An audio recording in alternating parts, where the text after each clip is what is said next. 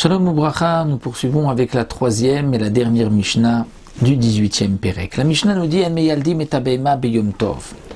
on n'a pas le droit de mettre au monde le petit d'une bête le jour de Yom Tov. C'est-à-dire, on n'a pas le droit de tirer le petit lorsque la bête met au monde un petit.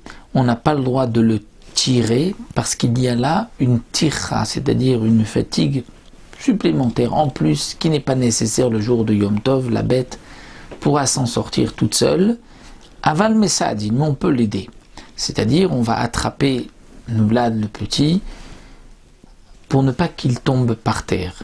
Mais on ne pourra pas le tirer. Alors que Meyaldi Metaisha be Shabbat, une femme qui accouche le jour de Shabbat, on a le droit de tout faire, on a le droit donc de tirer même le bébé, on a le droit de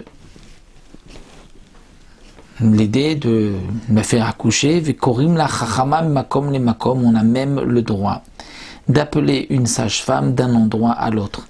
C'est-à-dire que même si elle doit déplacer le troum de Shabbat, les 2000 amot, elle pourra venir, puisqu'il y a là donc un pikoach nefesh, et même au-delà des 12 000 qui sont interdits, même minatora, puisque au Mechalim Alea et Shabbat, on a même le droit de transgresser Shabbat pour une femme qui va accoucher, puisqu'elle est en sakana, en danger de mort.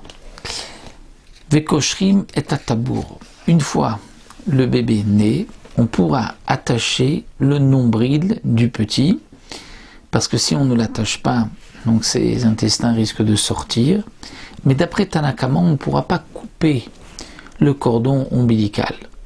Alors que Rabbi Yossé Omer, afrotrim, pour Rabbi Yossé, si on a le droit de couper, parce qu'il y a d'après lui un danger de le laisser comme cela, ce n'est pas suffisant juste de l'attacher. Il faudra donc même le couper. Une fois qu'on l'a coupé, on pourra aussi désinfecter, mettre le nécessaire, comme on avait l'habitude à l'époque, on nettoyait, on mettait de la poudre de myrte. Vechol sorkem mila osim beshabbat, et la Mishnah termine le Pérec en disant, et tout ce qui est nécessaire pour la Brit Mila, on pourra le faire le Shabbat, puisque comme nous le savons, la Brit Mila repousse le jour de Shabbat. Si un enfant est né Shabbat, on fera la Brit Mila Shabbat, comme nous allons le voir dans le prochain Pérec, le 19e Pérec, qui est le Pérec de la Brit Mila.